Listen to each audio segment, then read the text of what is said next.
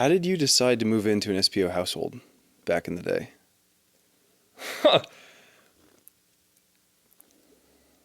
I could tell you some huge, like, spiritual decision after months of discernment, but the truthful answer is I had a housing agreement that fell apart. So to provide context, going to Ohio State, lived in Taylor Tower, right across the street from the Newman Center. So in a world where literally everything is changing, going to university with 50,000 people, the one constant thing was that I would go to Mass every Sunday, right? And so from there, met people, got involved in a Bible study, and through that Bible study, met who would become my sophomore year roommate. And so we lived in Taylor Tower, which I still think is the best dorm on campus, right above the food hall, which I visited 5 times a day at least. Got the most out of my swipes, man, I'll tell you that. Unlimited. 5 times a day? Yeah. Dude, what were you eating? Literally everything they had there. Like, I hit almost every station, probably every day. So the schedule was like 8 a.m. breakfast. Once I was smart enough and realized that I wasn't going to do 8 a.m. classes anymore, because every college student does it their first semester, and then they're like, yeah, I'm never doing this again. Breakfast, and then like lunch, and then first dinner at like 4, and then second dinner at 9 or 8 or whatever it is. Yeah, I was a late eater. I was also staying up a little bit later. Sheesh. This was before household broke me into like having to go to bed earlier. Dude. And so then in between there, I also had one other time that I hit the cafeteria. But the thing that offset that, which is also why Scott is still the best dorm, is because it was right next to the gym too. And so look at you now. I know, man. I mean, come on. Working out has been always something that's been very important to me. So I was in shape, but the first month in household, I dropped 10 pounds in 1 month because I couldn't eat as much or drink as much milk as I normally would. Yeah. So anyway, sorry. So you were juiced. I was pretty strong and in shape. And now I'm just whatever I am now, man, stagnating in the gym and trying to do like 3 more pull-ups than I have the last time. It's okay. You're still almost as fast as me. That is true, man. Maybe one day. Maybe I'll do more sprints. Or maybe I'll get older. I'm waiting on that. I'm waiting for your joints to give out, man. Every summer I'm like, is this the summer? Yes. Not yet. We'll see when we hit the Frisbee field again. Not yet. But anyway, coming back to it, I lived my sophomore year in that dorm, and myself and my roommate formed a living plan off campus for junior year with 2 other guys that we knew. And we kind of like moseyed around looking at places, figuring out where to live. Didn't act fast enough, and one of the guys dropped out. And then my roommate, who was more involved with SPO than I was at the time, in that he'd gone to more men's nights and knew the guys better. At the time, I'd only gone to 1 men's night, I think. He told me, yeah, dude, this is kind of falling apart. I'm going to apply to be in household. And so at the time, I was pissed because I'm like, I don't know what the heck we're supposed to do. We had this plan, it's falling through. So my thought is, okay, I have no other real options. I'll apply as well. I kind of know the guys. So that if I'm sure you know, but there's an interview process to get into an SPO household. And so my interviewer, Blake Rohde, I've heard that name. Massive guy, That fantastic guy. He is 100%. And I think he, last I heard, is killing it in the real estate market in Texas. Does not surprise me. Very personable guy. My only interaction with this guy prior to the interview is me fireman carrying him from a men's night where it was like capture the flag, and the only way you could unfreeze or untag someone is by fireman carrying him. And this guy's like 80 pounds more than I am. So, but you were juiced. I was juiced. That was if it was current me, it would not be nearly as good. I'd probably buckle under the weight. So anyway, I go through this interview, and I guess I was truthful through it all, obviously, but there wasn't a ton for them to know about me, just because I didn't know the guys that well. And I explained how like faith was part of my life because I grew up with two parents who were both very prominent advocates for the faith and made service a daily part of their life. And so I learned from that model and went to grade school and high school and Catholic schools. So I knew a lot about faith. But after the interview process, I'm like, dude, there's probably no way that... You didn't think you were going to make it? No, not at all. And so I started looking into other options. And I still hold the point of view that if there were more men in Dormhold, I probably wouldn't have got in. And it's because there were only 2 that year, as opposed to other years when there's like 8 or whatever. So for a little bit of reference, Dormhold is what exactly? Yes, sorry. So Dormhold is essentially household in the dorms. So it's you engage in a couple of the activities in, I believe it's like the formation program, either the men's group or women's group. You go, you try to live more intentionally together in the dorms, which prepares you for the responsibilities that you'll have in household. And so yeah, I eventually got the call from Blake that, hey dude, we're excited to welcome you into household. Let's go. And I'm like, that's sick. And then come the fall of when I actually joined household, I'm like, I got to my house and like, I don't know anyone here. So Yeah. that whole process, that whole first year was really about getting my feet under me, learning to live with the other guys amongst all of the requirements that you have in household, and then also like growing in my faith in a way that I hadn't before, because for myself, I've always approached my faith from a more intellectual standpoint. It's always been something that's been head knowledge that I've learned in theology classes, but it never really translated to the heart and to a more common story. Yeah, and I feel like guys especially relate to that very frequently. And so anyway, over the course of that first year, that is when the Lord, through the guys I lived with and then through the other people that I met and through the scriptures and through prayer, eventually drew me out, opened the door, and drew me into a closer relationship with him. Wow. Yeah. That's a gift. Were you set up for success by your upbringing?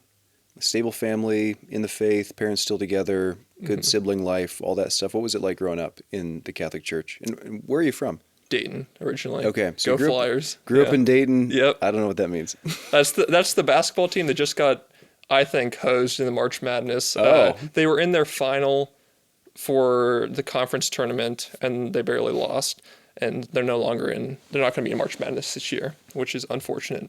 But to answer your original question, yes, I'm very fortunate, and I benefited from a stable family that has promoted the importance of the faith. So to give you context, my dad is an usher at our church. Respectable. Yeah, he. I bet he's on the parish council for Knights of Columbus too. He just joined Knights of Dude, Columbus. let's actually. go, Yeah. man. He's like, I'm running the spaghetti dinners. Running the spaghetti dinners. Oh my Taking gosh. over the parish hall. Yeah.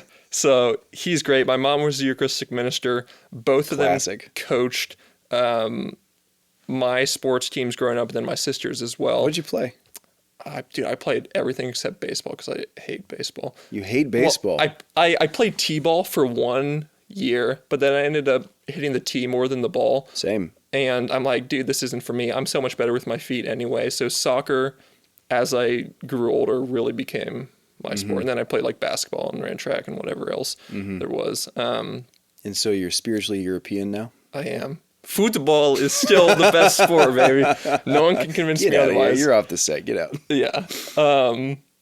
So yeah, my parents were both very active in our lives, but then also great role models for how to serve. And so that became really the template and the formula for myself in terms of, okay, yes, I know it's important to engage in my faith, but how can I take it to the next level? So you were and ready to serve, but you weren't ready to encounter at the end of high school.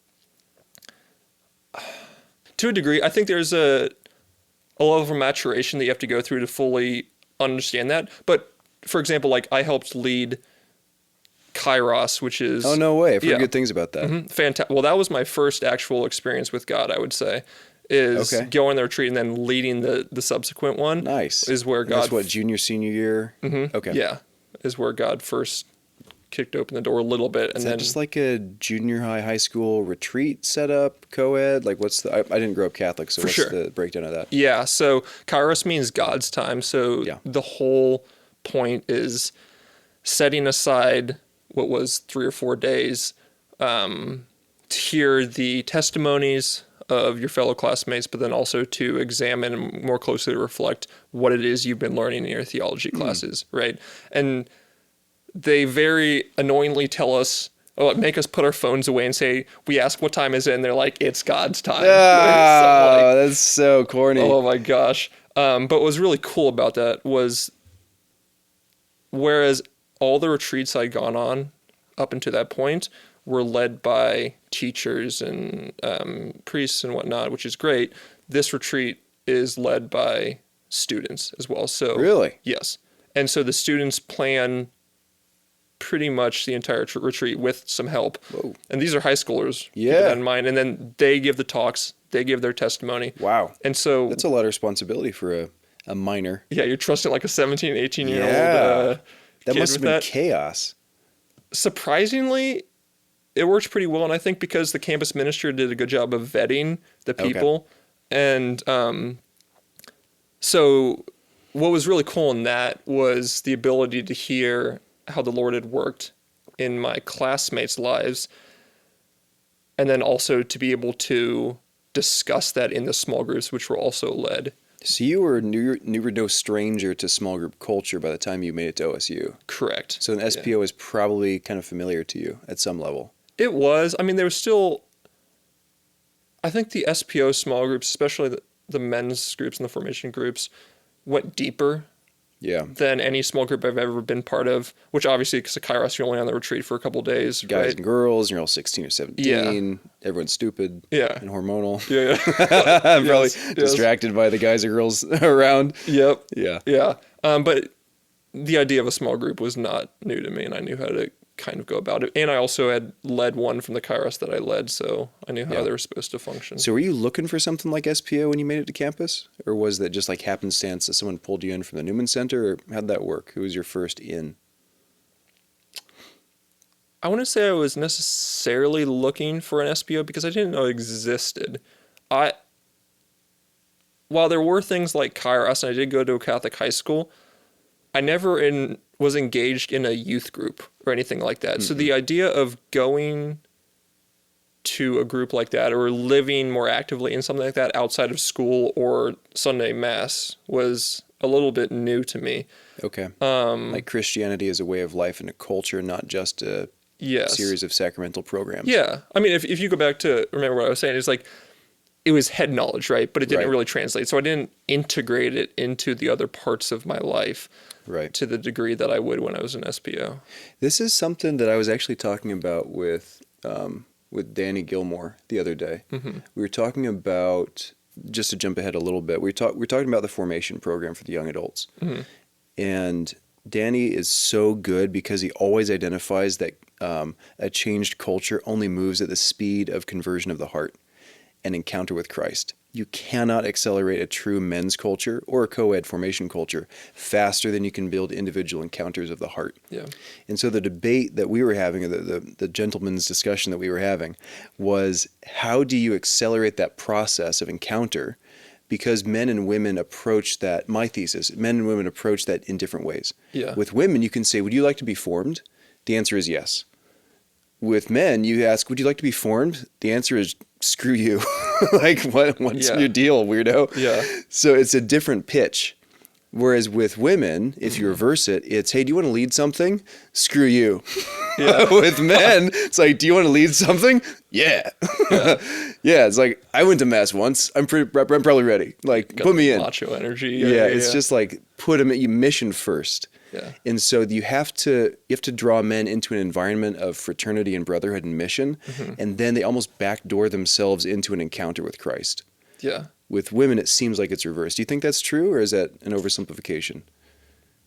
From what I've experienced, I would say that's generally true. One of the things that I learned from evangelizing while in SPO or trying to do like campus outreach, for example, is how to go about it in an effective way, how to get guys bought in so that the Lord can then change their heart, right? And one of the things that we would do is oval outreach, which is very difficult for me. What is that?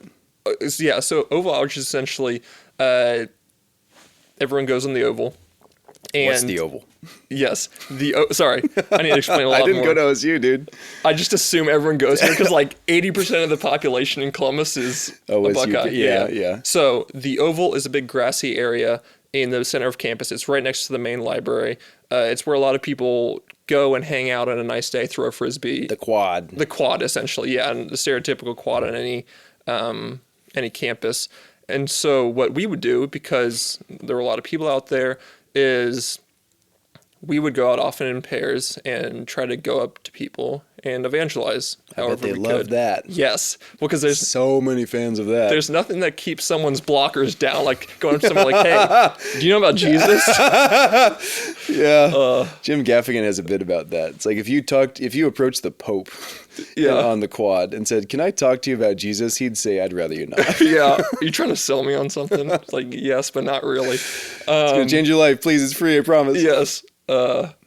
So after having a few awkward encounters in that, one of the things I learned fairly quickly, which I feel like is just common knowledge to a lot of guys now, is guys are very this focused, as in like shoulder to shoulder forward, and then women are more like face to face. Yeah. Similar how you were talking about, if you ask a woman, do you want to engage in formation, like grow this way, have these discussions with other women, they're bought in. If you want to do the same thing with a man, they're like, absolutely not. And the reason, which I think you've learned obviously through the arena, and then I learned through evangelization, is because guys have to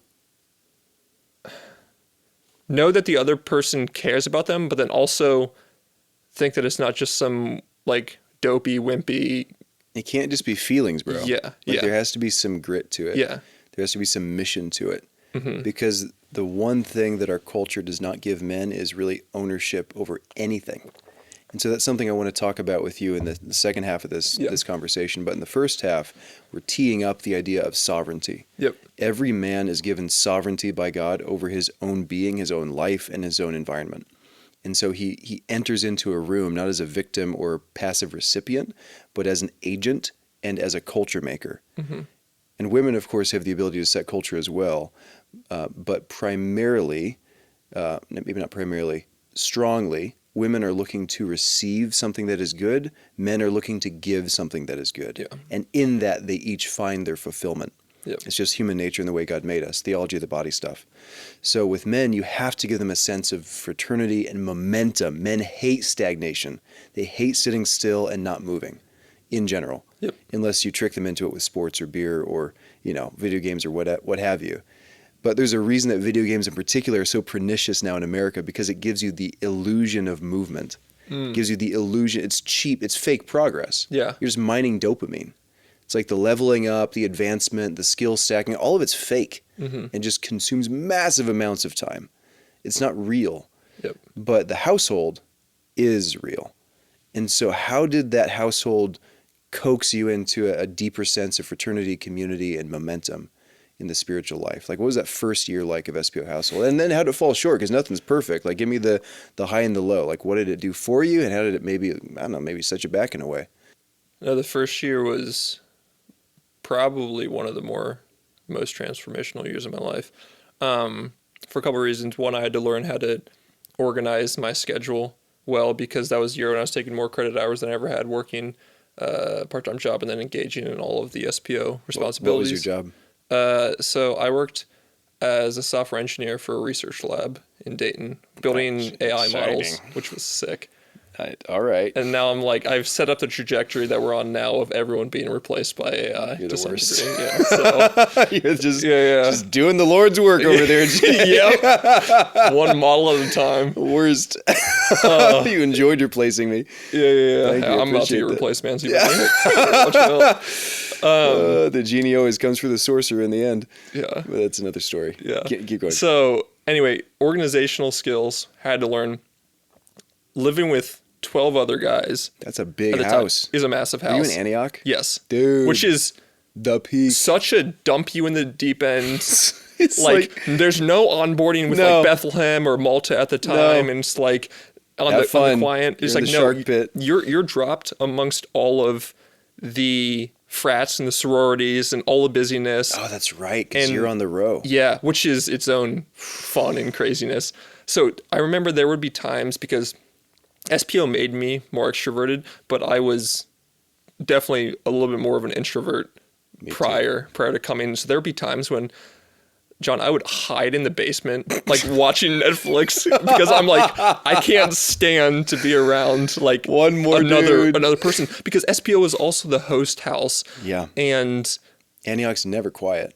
yeah, Antioch, yeah, it's crazy. But what that taught me was the ability to expand my social battery and to have a servant's heart. Yeah. Right. And so to always be ready for whatever happens, to be willing to set down what I'm working on and to serve that person. Because there would literally be times when someone would just like walk up the second stair door or the stairs to our second floor hangout room. He's like, dude, I'm like staying here tonight. I'm like, cool, man. How are you? You want some food? Like, I'm frying up now. And I think that, You learn to be interruptible. yes. And I think that's so key, because whatever vocation you're called to, whether it's a priest, whether it's for a man, a father, or even if you're perpetually single for your life, like Love that one. you, Sorry. your time is never all your own, right? And so there has to be an element of giving. And initially for me, it was very draining. But I think the cool transformation that I saw in myself, that the Lord brought about with Fan into Flame on the junior retreat, was that shifted from being draining to actually like being fulfilling, in the sense. I got out of my own head and thinking, how is this person's needs impacting me, to how can I help this person? Like, how can I love them? And I know that sounds like pretty great and like whatnot, but that really is what has been my motivating factor throughout my senior year, and then also through my time in YCP. It's having an evangelistic mindset, thinking of all the struggles a particular person could be experiencing, because I was in a similar position to them, and how my life has changed, not only through engaging in brotherhood, but Yeah. also having the Lord change my heart, and Yeah. how my life has changed. That's since then. huge. Yeah. So it sounds like that first year in household was a wind up for Fan into Flame, or a preparation for Fan into Flame. In many ways it was, and I'd heard so much going into it, and dude, I was skeptical as heck. I'm still a natural doubter. I have a healthy amount I was going to say you're a natural Pentecostal. Yeah. No, but I have a healthy amount of skepticism, and I always ask questions. So I ask so many questions going engineer. into. Yeah, I've got the analytical engineer mind. Yeah. So break it down. What's Fan into Flame? Yes. So Fan into Flame is a retreat in the early spring, late winter, that primarily focuses on the gifts of the Holy Spirit. And so I'm sure I'm going to butcher this description somewhat, but the idea is that we want to fan into flame the fire that the Lord initially provided to the apostles at Pentecost, and then that's present in each one of us. There is a quote from Jesus that I come back to over and over. Yeah. It's something of a second life verse for myself. Because the first life verse my dad spoke over me before I was born. I'll tell you about that some other time. But the second one is Jesus saying, I have come to cast fire upon the earth, and how I wish it were already kindled. Yeah. So, yeah! Yeah. Let's go! Burn it, baby. The Spirit of the Lord is a consuming fire, and that's so cool, because a fire both warms and burns away that which cannot remain. Yes. The fire is necessary to warm and to cook the food that will sustain you and to keep you safe from the darkness Yes. around. Yeah. But it also will consume that which is consumable. Yes. So the mystery of Pentecost is the mystery of the burning bush, Yes. which Moses saw burning at Mount Sinai when he was chasing the lost sheep. That's so fitting, man. I love that metaphor. But anyway, chasing a lost sheep, I think that was a real thing. And he wasn't, I don't think that was just in the Prince of Egypt movie, that he was chasing a particular, it doesn't matter. Anyway, he was tending sheep. Yeah. He sees a burning bush. It's on fire and not burning up. Not It's consumed. the perfect image of Pentecost, because that's how the Spirit of the Lord operates. When the Spirit of the Lord finds a willing vessel to fill the human heart, the human soul, what Holy Spirit does is comes down and fills that person's being and consumes the sin inside them, convicts them of sin and righteousness, but leaves them totally intact. So the mystery of God's providence is that somehow He can consume totally us Yep. without destroying our identity. Because when Satan or an evil spirit possesses a person, it's parasitic. It destroys their being and their agency and removes their freedom. But when Christ and His Spirit consume a person, we become more free. Yeah. And that's the central mystery that we experience sacramentally at baptism and in the Eucharist. Because most of the time, I stole this point from Brad Piron, by the way, when normally, every time, the greater consumes and integrates the lesser. So when you eat a hamburger, does the hamburger become you, or do you become the hamburger? I hope the hamburger becomes me. But when you consume the Eucharist, Yeah. does the Eucharist become you, or do you become the Eucharist? Yeah. That's so good. The lesser must be taken up into the greater. The mystery is that somehow we remain ourselves while being one with Him. That's the mystery. That's the central mystery of philosophy, by the way. The one and the many. Yeah. Unity and multiplicity. Only the body of Christ represents that mystically on earth. Because only in the Eucharist are we both one and many. You remain J, but you also become Jesus. And Fan into Flame is a series of seminars over the course of a retreat weekend designed to show you that reality of communal life in the Spirit. Because this life in the Spirit together, operating in the Spirit's power, is necessarily communal. It's not a solo sport. And so that household probably prepared you because it forced you into this uncomfortable communal stretching experience. Is that, I don't want to put words in your mouth though. No, that's 100%. It's 100% true. So how'd you come back different from that? What was household like after that? Dude, it was a huge shift. Primarily in the energy and the passion with which I engaged with my brothers, and then how I approached my prayer life with God. So part of being in a household is that every day, except for Friday during the week, you do morning prayer, which Liturgy of the Hours. Liturgy of the Hours, baby. Wake up at 6 a.m., have a groggy breakfast, and then go up at 6:30 to do praise and worship and pray the Liturgy of the Hours. Leading up until Fan and Flame, dude, that was so rough. It's like pulling teeth. Yeah, and I was telling you before, I was staying up later when I was in the dorms and so it was probably a 3-hour shift in my sleep schedule, and so that was really tough. It was not something I enjoyed at all going into Fan and Flame. Coming back from it, that was something that I was able to engage in with so much more intentionality and look forward to.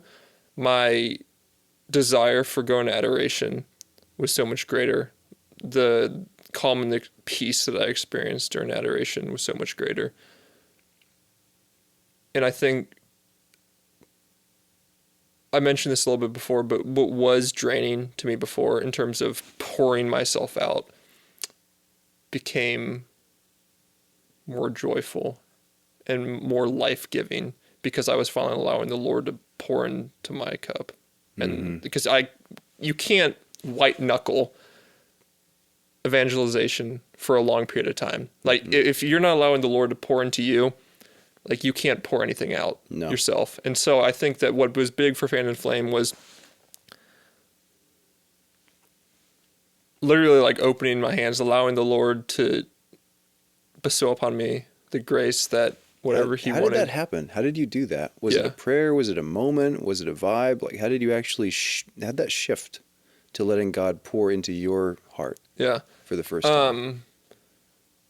I went to confession with Father Adam Schreinberger, and there was some things that I was worried about going into that confession, and some heavy things in my heart.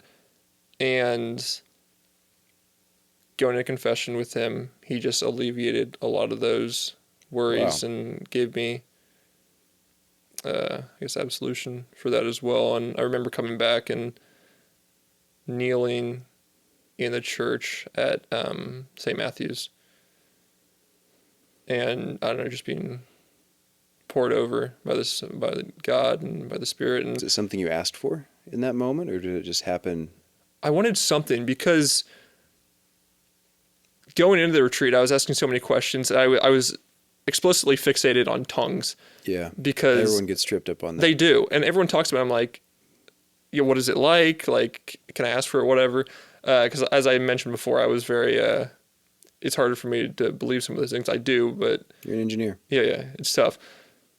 So there are many gifts that the Lord or the Holy Spirit must say, right? And that wasn't given to me, but I think understanding was given to me. And so I was asking for something. I was ready to receive something, but I think the final act was going to confession, and then in my penance, in the prayers I was saying, just like opening myself up to the Lord, is when he washed over me. And I'm not normally like an emotional guy or whatever, but no. it he got a few drops there. I'll tell you that.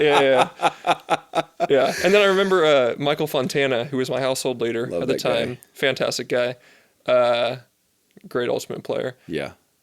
came up to me. He's like, "Dude, I could tell like the Lord was like doing something in your life," and yeah, that was true. And Wow. So was it? fraternity prepared you, yes, and then a full honesty in the confessional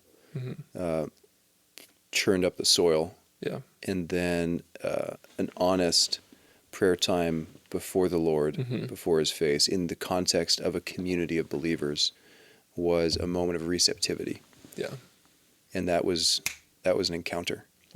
And you've been living missionally ever since, trying my best. Yeah, doing a pretty good job. So you graduated a year after that. yeah. So that was 2021. So I graduated in 2022. Yeah. What was that like, leaving the womb of, that rowdy womb of Antioch, and then Dude. like, okay, now you got to reinvent yourself again. Yeah. It was a little bit easier because I lived with 3 guys from SPO the 2 years after Cool. graduating. Good call. Good call. Yeah. A lot of dudes don't do that. A lot of dudes go off and solo act it. I would not recommend that. I would highly recommend. This is a no-brainer. Yeah, it's like, come on. What are you thinking? Like, there's so much to be distracted by in the world, and you think that you're strong enough to do it on your own. It's like, no, you're not. You're So we still did a lot of the same things that we did in household because we wanted to be intentional about it. We did a house dinner together. We went to mass once a week together, and we prayed outside of that and tried to engage more intentionally in that. And I think that helped keep me oriented the right way as I was getting into my career. Nice. Yeah. That's awesome. Yeah. Who'd you live with? I lived with John Dozen, Sam Maley, and Ben Hobson Good guys. first year. Yeah. Good And then guys. Sam got married, and then Brendan, who was my sophomore year roommate, came and lived with us as Heck well. yeah. And that was sick. Yeah. Heck yeah. Yeah. That's a fun crew. Oh, yeah. That's a fun crew. What would you say to a guy that is maybe a guy in the arena listening, who's considering what to do with his living situation? Like, I want to be by myself and have full control over my schedule and stuff. Yeah. I genuinely believe that it is not good for probably anyone. I'll leave it at most people, but probably anyone, to live on their own. I think that the level to which you are called to sacrifice when you live with other people hurts at the time, but is required for both your personal growth and for your future vocation. Because as I mentioned before, whether you're a priest, a father, or whatever your vocation is, like, you're going to be called to enter into that. What? My vocation isn't going to be about me? No, sorry, man. You can just tell your kids, like, What? yeah, whatever. I'll get to you eventually. Go feed yourself. I need my me time, Jay. Yeah, my me time. So, I mean, that's the practical aspect of it from a growth standpoint. I'm very like growth mindset oriented. You are very tall. But yeah, I try to Grow daily. do my dead hangs to grow even more every day. Neck stretches every day. But I also think just from like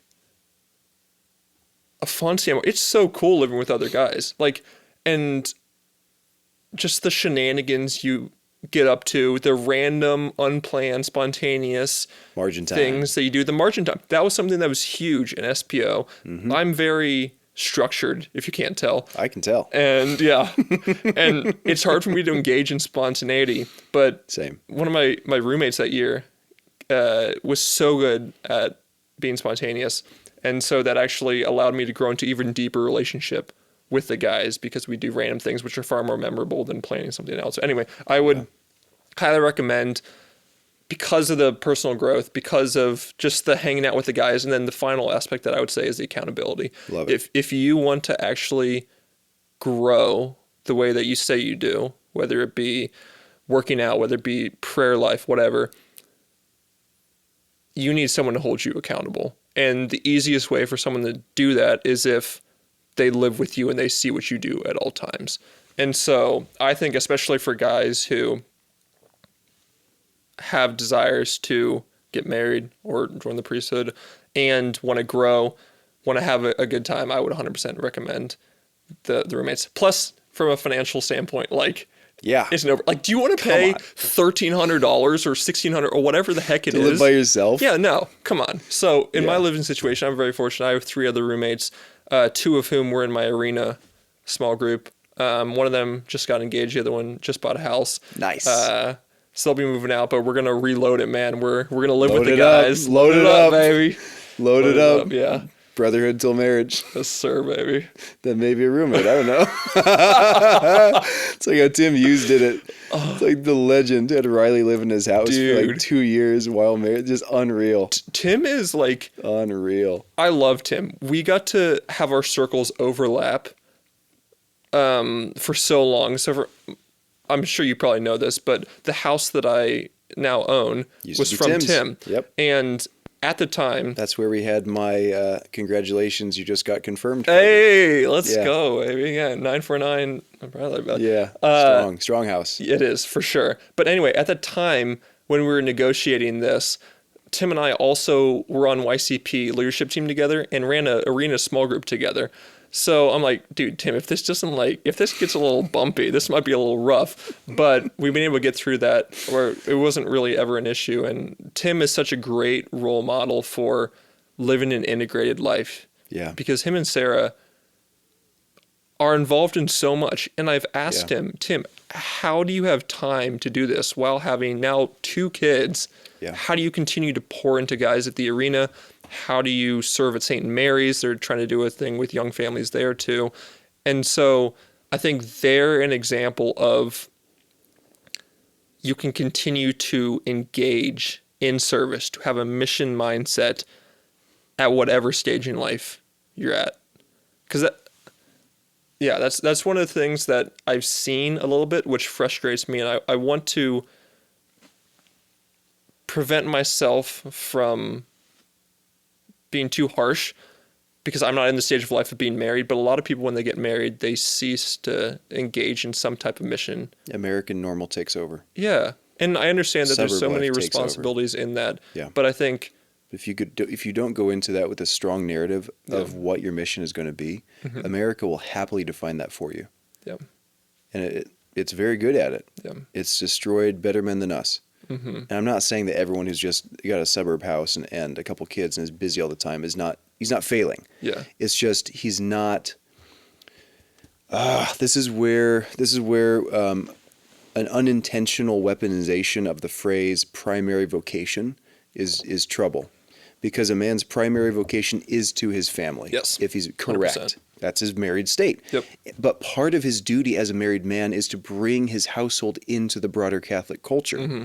His wife typically will not have that vision for him because her vision is primarily about running the household well, just by nature and by femininity. The feminine seeks to protect that which is internal. The masculine seeks to push into that which is external. Yeah. And so that's holy and healthy. We need both of those things. Because if it was not that way, then it would be all feminine and the kids would be smothered, or it'd be all masculine and the kids would be like left at a gas station. Like you need the balance of both, right? Yeah. So this is not like crush femininity or masculinity with the opposite. This is proper integration requires a man to nurture and steward his household well, and then also to lead them out on mission into the community. Yep. And when the kids are being raised, the mission of a father is to get them involved in the communal life of faith, so that they're not trying to reinvent it from scratch when they leave home and go to college, or take over the family business or whatever. Yep. There has to be a legacy and a plan and a momentum from the incubation of the house into the exploration of the community. Yeah. And so if a man doesn't have that fixed in his mind when he graduates, quote unquote, from singleness to marriage, another problem is that when a man gets married, you see what he really wanted all along. Did he really want to hang out with the boys and get free of porn and cut his rent bill in half and just like have fun and shenanigans and then get married and then like split? A lot of guys are running that default subconscious narrative. Yeah. Like whatever I'm doing with the guys now is just a time filler until I can get my wife, which is what I really wanted. Because once I have access to a family, that's all I ever really wanted. Like the vision is too small. The vision is shrunk. It's a good thing. It's a good thing to want a family. But if that's the sum total of your vision for your life as a man, I just want to, be a good family guy. Like that's not a life. Yeah. That's not a culture. That's individualism. That's Americanism disguised as virtue. And so then when another man who is living on mission calls you into more, you can say, I'm sorry, man, I just can't sacrifice my family life like that. It's like, oh, wow, that's so noble of you. Instead of like, what are you doing? You're using them as a prop to ignore your duty to lead them out of the home sometimes. See, but this is where I don't want to become too judgmental because I'm not in that stage in life. I don't know everything that's incorporated in that. There are very real obligations that you have and responsibilities that like you don't even know about now. It's just your primary duty is to your family. But I think that there are so many different ways that you can serve that you should still be able to accomplish that. I know. It's tough. And that's what Tim would say if he were here, is that it's costly. Yeah. So this is not us bashing on married dudes. Yeah, no, absolutely not. This is like hey, before you get married, count the cost. And I think come up with a plan of how you as a couple are going to engage in time with one another and engage in time focused outwards, right? So that you have that agreement going into it. I mean, that's one of the other things Tim's great at doing. He is. I think the mentality switch that he has internalized, I don't know if he'd put it this way himself.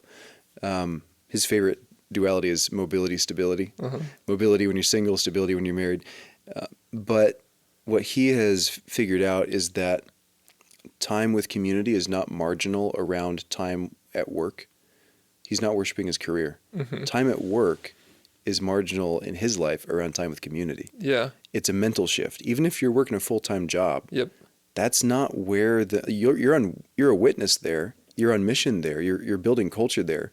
But that's a corporation that's not going to care about you when push comes to shove. It's tangential to it's marginal when compared to the centrality of community in your life. Yeah.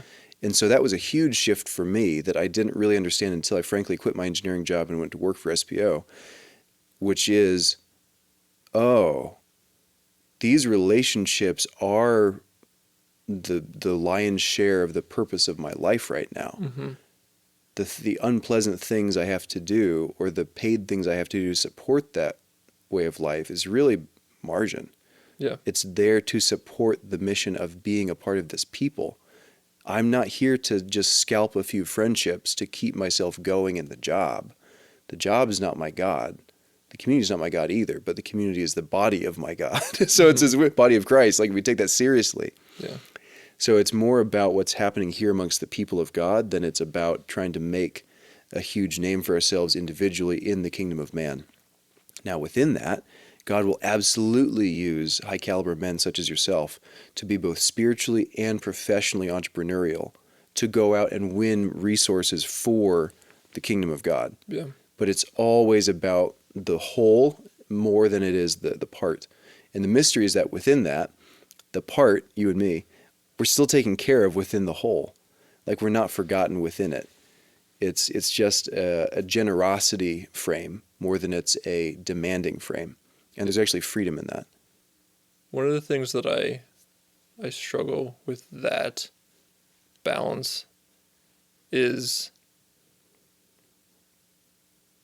if you go about it a certain way, it means that you're accepting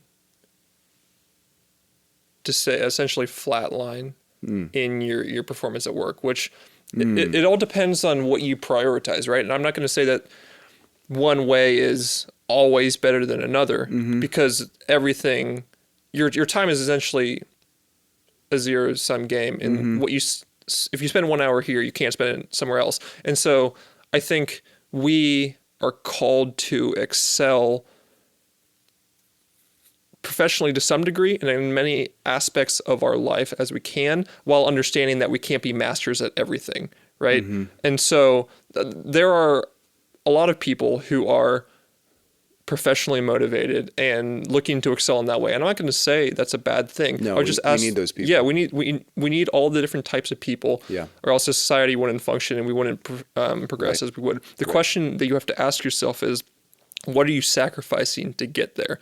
And so if you're in a stage in your life like I'm at right now, like I'm not married, right? I have more time to either pour into missionary or evangelistic organizations or to pour into my career, to build something so that when I get to the point of having a family, I can have more flexibility to spend time with them. Now you You're in a contrast building that phase. with someone who, like the stereotypical example of the father who just spends all his time at work, but never any with the kids. Is like, okay, that's probably not a healthy balance because you're going after something to provide for your family, but then also avoiding your family potentially to some degree.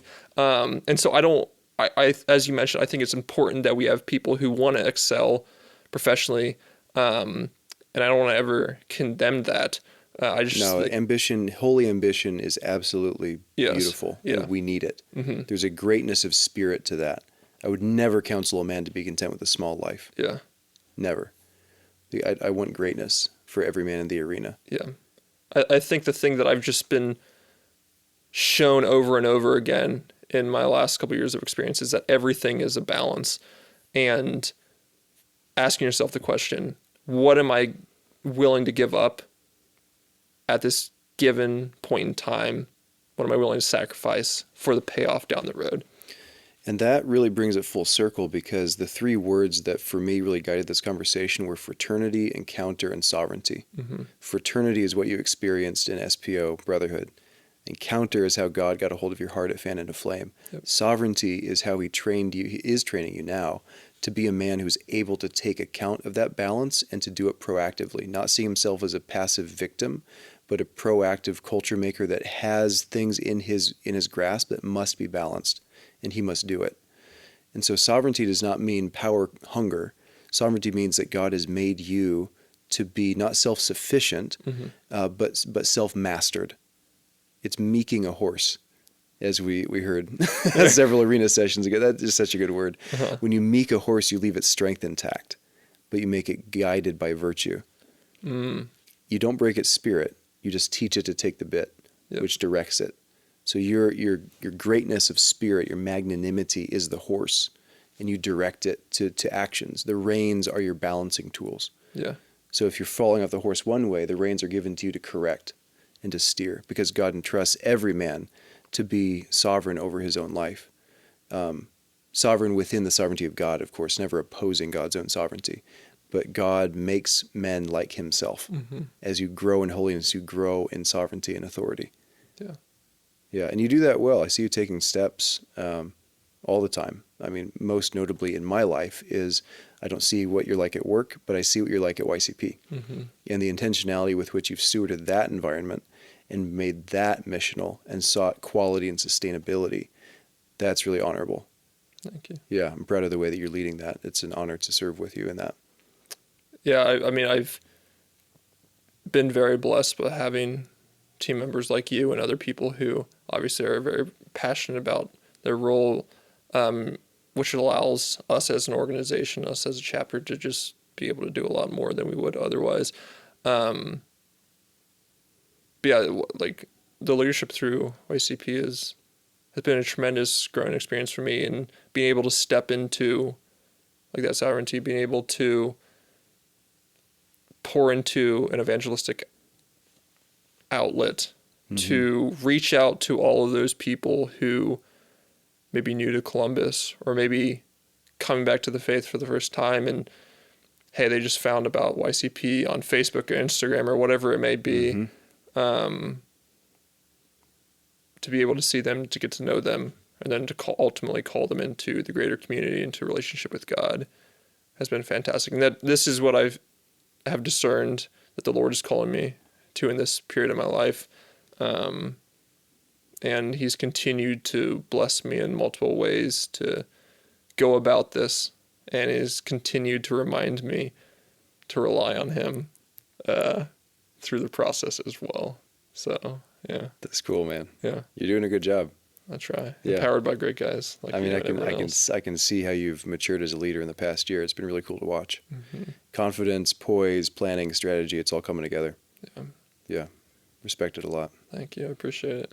Thanks for talking, Jay. It's been fun. Absolutely. Thank you for having me, man. I appreciate it.